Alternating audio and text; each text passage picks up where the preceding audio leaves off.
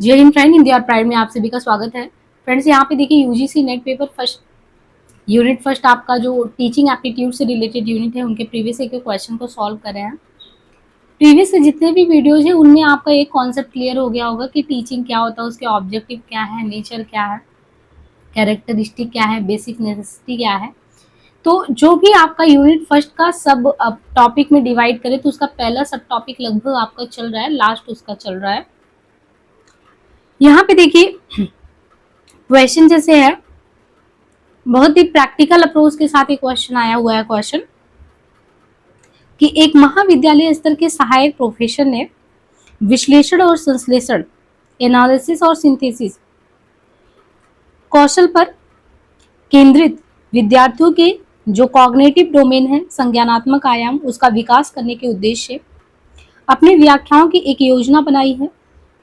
नीचे मदों के दो सेट दिए गए हैं। सेट एक जो कि संज्ञानात्मक अंतर विनिमय के स्तर से जुड़ा है और जो सेट इसका सेकंड है उन्हें बढ़ावा देने के लिए मूलभूत अपेक्षाओं से संबंधित है।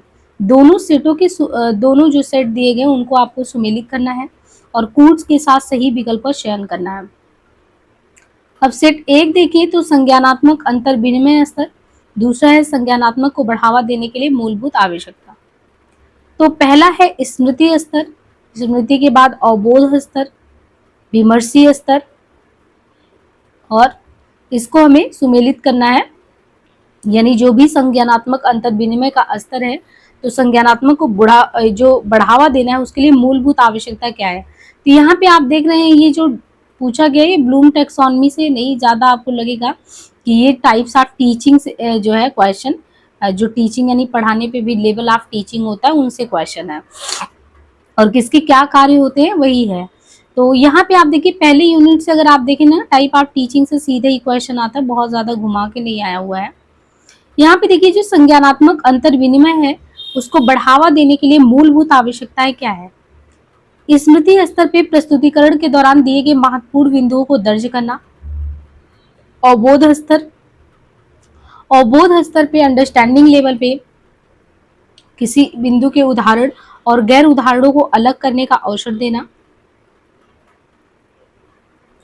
और जो रिफ्लेक्टिव होता है विमर्शीय स्तर, उसमें विवेच्य बिंदुओं का आलोचनात्मक विश्लेषण करना और उन पर चर्चा करना। यहाँ पे देखिए दूसरा क्वेश्चन है, which of the following set of statement represent acceptable prepositions in respect of teaching learning relationship, choose the correct code to indirect या इंडिकेटेड योर आंसर। जो यहाँ पे दिया है कि जो आपका लर्निंग यानी टीचिंग लर्निंग एनवायरनमेंट होता है उसके संबंध में निम्नांकित कथनों के समुच्चय में से कौन सा स्वीकार्य कथन है। अपना उत्तर दर्शाने के लिए सही कोड का चयन करें। पहले तो ये कह रहे हैं कि जब छात्र किसी परीक्षा में असफल हो जाता है तो वह शिक्षक जो है वो असफल हो जाता है। यानी एक टीचर जो है जिस बच्चे को पढ़ाया होता है और किसी कारण बस अगर देखें कि वो जो बच्चा है वो एग्जाम में फेल हो जाता है तो कहीं ना कहीं वो सिर्फ एग्जाम में बच्चा नहीं फेल होता बल्कि वो टीचर भी फेल हो जाता है जिसने उसको क्या है पढ़ाया हुआ है। दूसरा कि प्रत्येक शिक्षण का उद्देश्य अधिगम सुनिश्चित करना होता है। क्या every teaching must aim at ensuring learning, यानी जितने भी आप टीचिंग की बात करेंगे, क्या हर एक टीचिंग के बारे में देखें तो उनका एक एम होता है इंश्योरिंग लर्निंग, कि वो किसी भी तरीके से जो आपका लर्निंग है उसको कंफर्म करें। या इसके अलावा देखें there can be teaching without learning taking place, यानी अधिगम के बिना, यानी आप कह सकते हैं कि learning there can be teaching यानी जो शिक्षण है वो हो सकता है विदाउट लर्निंग टेकिंग, बिना सीखे। इसके अलावा there can be no learning without teaching, एक तरीके से देखा जाए तो लर्निंग के बिना तो कोई शिक्षण होता ही नहीं है। A teacher teach but learns also, जब एक टीचर से कोई भी बच्चों को टीच करता है तो स्वयं में अगर आप देखेंगे तो वो टीचर खुद भी सीखता है। तो कोई शिक्षक शिक्षण करता है किंतु वह सीखता भी है, क्या ये बात सही है। Real learning implies rote learning, वास्तविक अधिगम का अभिप्राय कंठस्थ किया जाने वाला अधिगम है। यानी रियल में अगर देखें कि लर्निंग क्या होता है तो कहीं ना कहीं जो वास्तविक जो अधिगम होता है, रियल लर्निंग जो होता है वो हमारा जो है किससे जुड़ा होता है कि आप अगर उस किसी चीज को रट नहीं रहे हैं, अगर रट नहीं रहे तो इसका मतलब आप सीख नहीं रहे हैं। अब इसमें आपसे देखिए जो क्वेश्चन सीधे सीधे ये कहा गया कि जो भी आपका टीचिंग लर्निंग होता है उनके संबंधों के संबंध में आपको जो सही समुच्चय है वो बताना है। इसमें कई चीज़ें हैं जो आपको बिल्कुल सही लगेंगी। जैसे शिक्षण अधिगम प्रक्रिया के द्वारा, वैसे तो पहले आप इसका उत्तर देखिए कि यहाँ पे जब पूछा है कि टीचिंग लर्निंग के संबंध में सही कथन क्या है? तो जैसे पहला इसने दिया कि जब छात्र किसी परीक्षा में असफल होते हैं, शिक्षक भी असफल हो जाता है। बिल्कुल आपने ये सही है कि जभी भी कोई परीक्षा में, एग्ज़ाम में जो स्टूडेंट को जो टीचर पढ़ाया होता है, अगर वो टीचर उतना बढ़िया मतलब परफ़ॉर्मेंस नहीं करा है, तो वो असफलता सिर्फ़ बच्चे की नहीं है, टीचर की भी है। दूसरा कि every teaching must aim at ensuring learning, क्या हर एक जो है टीचिंग का ये होता है कि आप कुछ ना कुछ तो लर्न करो। इसके अलावा there can be no learning without teaching, मतलब कि अगर देखें तो शिक्षण के बिना कोई अधिगम नहीं होता, कोई लर्निंग जो है शिक्षण के बिना जो है नहीं होता। अब यहाँ पे देखिए समुच्चय स्वीकार कथन में आता है कि कौन सी चीजें हैं जो एक्सेप्टेबल है। तो सही बात था पहला कि अगर जो है बच्चा किसी भी तरीके से असफल होता है तो जो टीचर पढ़ाए वो भी असफल होता है। और प्रत्येक शिक्षण का उद्देश्य क्या होता है कि अधिगम को सुनिश्चित करना है, लर्निंग को कंफर्म करना है। अधिगम के बिना शिक्षण हो सकता है, यानी लर्निंग के बिना शिक्षण हो सकता है।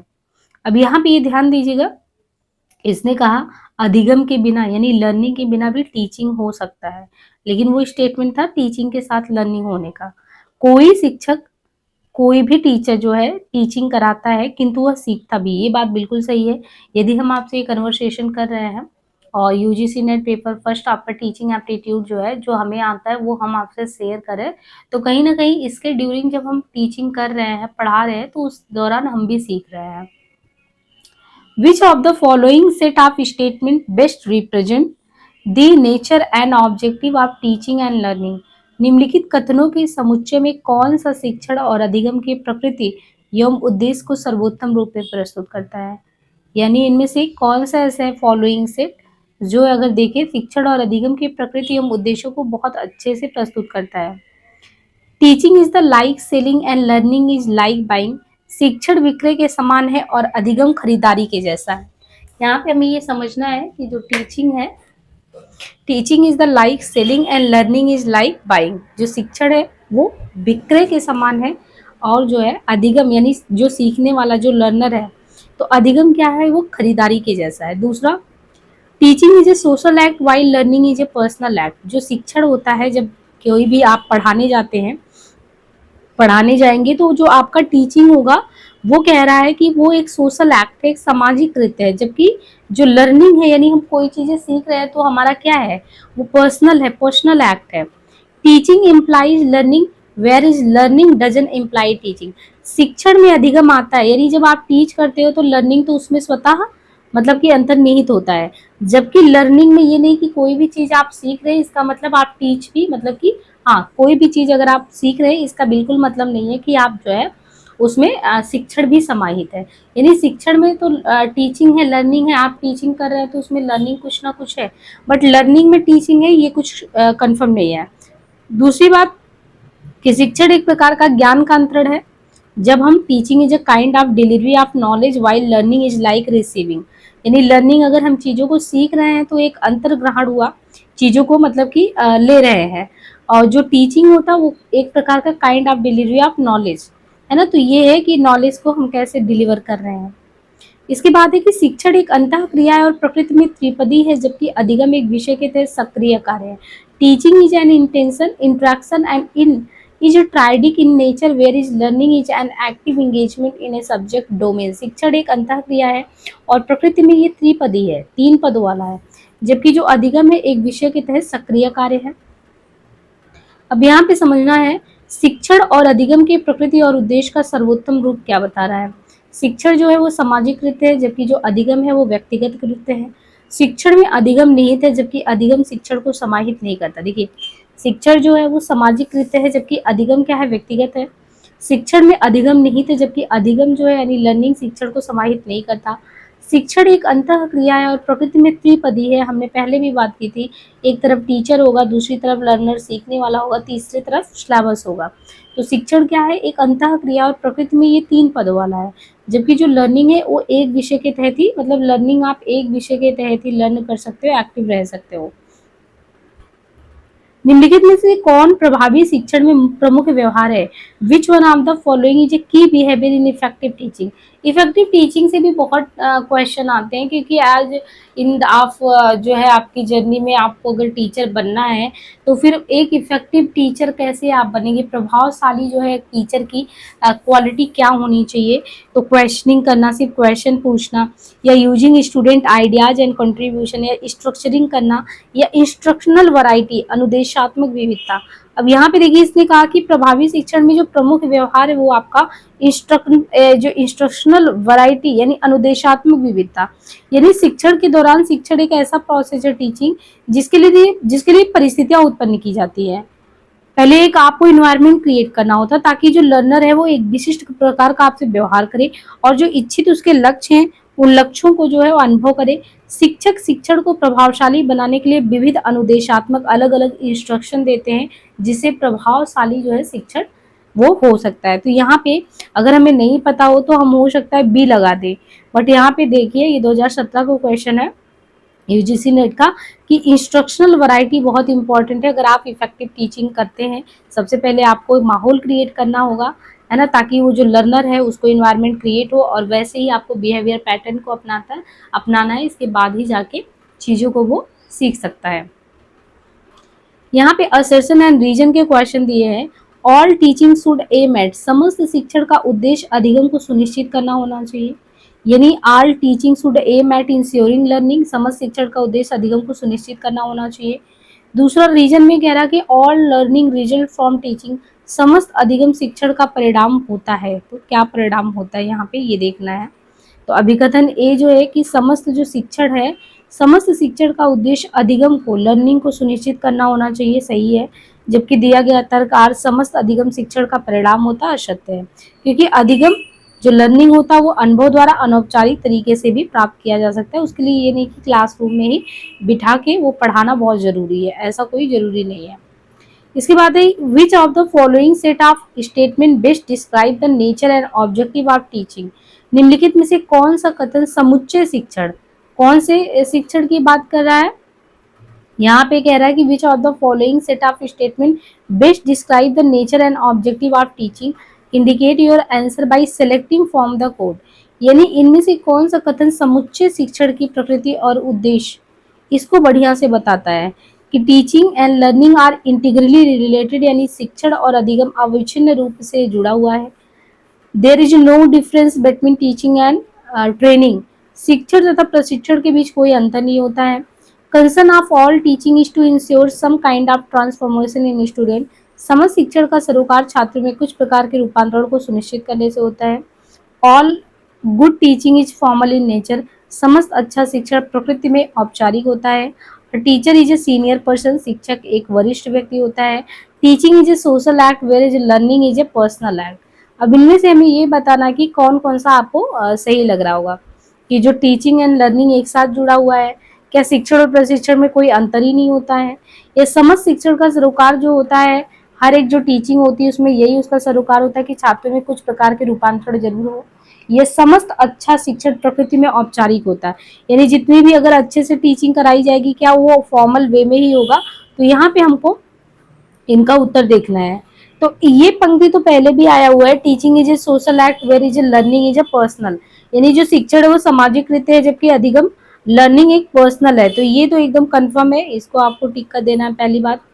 देखिए फिर इसके बाद कह रहा है कि जब हम टीचिंग कराते हैं तो किसी भी ऑब्जेक्टिव के साथ ही कराते हैं, ऐसे नहीं है बिना डायरेक्शन के या बिना किसी ऑब्जेक्टिव गोल के हम बच्चों को कोई भी टॉपिक पढ़ा दे रहे हैं। हर एक टॉपिक पढ़ाने के पीछे कोई ना कोई अपना ऑब्जेक्टिव होता है, इसलिए समस्त शिक्षण का सरोकार छात्रों में कुछ प्रकार के रूपांतरण को सुनिश्चित करना होता है, ये भी सही है। और ये भी स्टेटमेंट पहले भी आया है, teaching and learning are integrally related, यानी आप टीच करा रहे हो तो बच्चा कुछ ना कुछ सीखेगा ही। अब यहाँ पे कुछ आपको कैरेक्टरिस्टिक बता दिया गया है जो उत्तम ढंग से आपका जो टीचिंग है उसके जो नेचर है उसके ऑब्जेक्टिव को डिफाइन करता है। जो शिक्षण और अधिगम अविच्छिन्न रूप से जुड़े हैं, बिल्कुल सही है। समस्त शिक्षण का सरोकार छात्र में कुछ प्रकार के रूपांतरण को सुनिश्चित करने से होता है, बिल्कुल ये भी सही है। शिक्षण एक सामाजिक कृत्य है जबकि जो अधिगम है लर्निंग है एक व्यक्तिगत कृत्य है। अच्छा शिक्षण प्रकृति में औपचारिक तथा अनौपचारिक दोनों होता है, वही चीज है कि अगर आप ये देखने बैठ जाओ कि नहीं टीचिंग हो रहा है तो अच्छा शिक्षण प्रकृति में औपचारिक फॉर्मल में ही होना चाहिए, फॉर्मल वे में, तो ऐसा नहीं है। अच्छा शिक्षण प्रकृति में औपचारिक तथा अनौपचारिक दोनों होता है। शिक्षा संप्रेषण से संबंधित समीपस्थ विकास प्रॉक्सिमल डेवलपमेंट की अवधारणा किसके द्वारा दी गई है? यहाँ पे देखिए आपको वापस से जो है जो कुछ कह सकते हैं कि शिक्षा शास्त्री जो है एजुकेशन जगत में ऐसे भी विद्वान हुए जिन्होंने अपने कुछ अवधारणाएं दी हैं। उन्हीं में से समीपस्थ विकास डेवलपमेंट का जो प्रॉक्सिमल डेवलपमेंट की अवधारणा, ये हमने आपको कुछ इस तरीके से बताया था कि हमारी जितनी क्षमता होती है और हमें यहाँ पहुँचना होता है, इसके बीच एक ऐसा प्लेस होता है कि पता लगा हम यहीं पहुँच पाए, अपनी क्षमता के अकॉर्डिंग उतना नहीं पहुँच पाए। तो ये जो सिद्धांत था ये व्यवस्थी का, वाइगोस्की का आपने सुना होगा, उन्हीं का है कि एक अच्छा संप्रेषण से संबंधित समीपस्थ विकास प्रॉक्सिमल डेवलपमेंट की अवधारणा प्रसिद्ध मनोवैज्ञानिक लेओ वाइगोस्की द्वारा दिया गया था। वाइगोस्की के अनुसार ही समीपस्थ विकास के क्षेत्र का मतलब बच्चे के द्वारा स्वतंत्र रूप से किया जा सकने वाला तथा सहायता के साथ करने वाले कार्य के बीच होने वाले अंतर से है। यहाँ पे हमने वही चीज बताया आपको। प्रॉक्सिमल डेवलपमेंट की अवधारणा किसने दी है? पहले तो वाइगोस्की को ध्यान रखिएगा, कई बार क्वेश्चन आया है इसे। और वाइगोस्की के अनुसार ही समीपस्थ विकास के क्षेत्र का मतलब है कि बच्चे के द्वारा स्वतंत्र रूप से जो किया जा सकने वाला तथा सहायता के साथ करने वाले कार्य के बीच होने वाले अंतर से। यानी एक बच्चा है वो अपने से कितना कर रहा है और एक हेल्प से कितना कर रहा है, उसके बीच जो अंतर है वही जो है प्रॉक्सिमल डेवलपमेंट है। वाइगोस्की के सिद्धांत को सामाजिक सांस्कृतिक सिद्धांत भी कहते हैं, ये भी ध्यान रखिए। वाइगोस्की का ये जो सिद्धांत है प्रॉक्सिमल डेवलपमेंट, इसको सामाजिक सांस्कृतिक सिद्धांत भी कहा जाता है। उनके अनुसार बालक का विकास समाज के द्वारा होता है। बालक का विकास समाज के द्वारा होता है, ये किसने कहा है? इनके ही द्वारा कहा गया है। बालक भाषा की सामाजिक अंतःक्रिया के द्वारा, यानी जो बच्चा होता है वो सामाजिक अंतःक्रिया के द्वारा ही सीखता है। तो बिल्कुल सही है। आप समाज में आपने देखा होगा जब बच्चे होते हैं वो कहीं ना कहीं एक दूसरे का अनुकरण करते हैं और अनुकरण के दौरान वो चीजों को सीख लेते हैं। निम्नलिखित में से किस शोध पद्धति में नैसर्गिक परिवेशों तथा अर्थप्रदायी प्रक्रियाओं पर बल दिया जाता है? किस शोध पद्धति में नैसर्गिक परिवेश तथा अर्थप्रदायी प्रक्रिया पर बल दिया जाता है? एक्सपेरिमेंटल मेथड प्रयोगात्मक पद्धति, एक्स पोस्ट फैक्टो मेथड कार्योत्तर पद्धति, केस स्टडी मेथड व्यष्टि अध्ययन पद्धति या डिस्क्रिप्टिव सर्वे मेथड वर्णनात्मक सर्वेक्षण पद्धति। तो यहाँ पे ध्यान देना है कि जो व्यष्टि अध्ययन, एक व्यष्टि होता है सिंगल, आप कह सकते हैं समष्टि मीन्स पूरे विश्व को आप ले लीजिए ऐसा करके। तो जो व्यष्टि है ये सामाजिक वास्तविकता को जानने के लिए प्रदत्तों के संकलन, यानी जो डेटा होता है उसका कलेक्शन, उसका संगठन, उसका विश्लेषण, उसका प्रस्तुतिकरण का एक ढंग होता है। अध्ययन के क्षेत्र में सीमित होने के कारण इस प्रकार के जो रिसर्च होते हैं उनमें सूक्ष्मता तथा गहराई से संबंधित इकाई के व्यवहार, प्रतिमान व उसे प्रभावित करने वाले कारकों का विस्तृत गुणात्मक अध्ययन करना संभव है। विद्यार्थी की कल्पना और उसकी पहल को शामिल किए जाने का महत्व इनमें से क्या है? Capturing the imagination and initiative of the student is of crucial importance in. विद्यार्थी की कल्पना और उसकी पहल को शामिल किए जाने का महत्व इनमें से किसमें है? केस मेथड ऑफ टीचिंग, शिक्षण की व्यष्टि विधि में, कॉन्सेप्ट मैपिंग अवधारणा प्रतिचित्रण में, पीर इंस्ट्रक्शन समकक्षीय अनुदेशन में या क्विजेज में। तो विद्यार्थी जो है उसकी कल्पना और उसकी पहल को शामिल किए जाने का महत्व शिक्षण की जो व्यष्टि विधि है, केस मेथड ऑफ टीचिंग, शिक्षण की व्यष्टि विधि उसमें है। Which of the following are considered as a key behavior of effective teaching as evident from researchers? अब वही चीज आपसे फिर पूछा कि आप बताइए कि निम्नांकित सूची में से उन कथनों को आपको पहचानना है जिन्हें रिसर्च के दौरान, अब यहाँ पे आप देखिए कि रिसर्च का आपका जो यूनिट है वो सेकंड है, तो यहाँ पे कह रहा है कि निम्नांकित सूची में से आपको उन कथन को पहचानना है जिन्हें शोध साक्ष्यों से समर्थित प्रभावी शिक्षण के प्रमुख व्यवहार के रूप में माना जाता है। Structuring through comments made for organising what is to come, संरचना देना जिसे क्या आगे कहा जाना है के विषय में व्यवस्था देने हेतु टिप्पणियां दी जाना। इनके अलावा दिया है कि asking process or content based question, प्रक्रिया एवं विषय वस्तु आधारित प्रश्न को पूछना। इनके अलावा शिक्षक की प्रस्तुति किस सीमा तक असंदिग्ध है इससे संबंधित स्पष्टता, lesson clarity implying the extent to which teacher's presentation is clear to the class. इनके अलावा using student ideas and contribution while the teacher is presenting the subject, विद्यार्थियों के विचारों एवं अवदानों को शिक्षक द्वारा विषय प्रस्तुति में अपने द्वारा की गई प्रस्तुति में जोड़ना। इनके अलावा इंस्ट्रक्शनल जो वैरायटी है यानी अनुदेशात्मक विविधता, जिससे मतलब है कि शिक्षक की प्रस्तुति में प्रसरण और लचीलापन।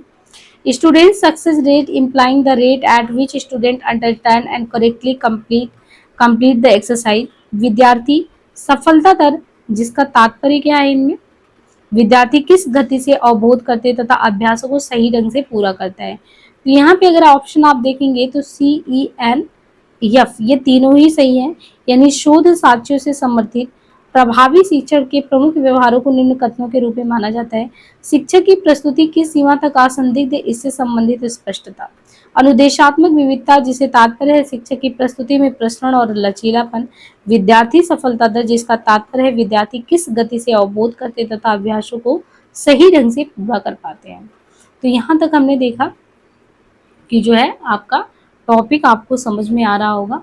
और चैनल पे पहली बार आए हो तो प्लीज़ सब्सक्राइब जरूर करिए, अपने फ्रेंड तक भी इसको UGC नेट के जो भी स्टूडेंट हैं उन तक ये शेयर करिएगा। हम मिलते हैं जल्दी नेक्स्ट सेशन में। आज के लिए इतना ही।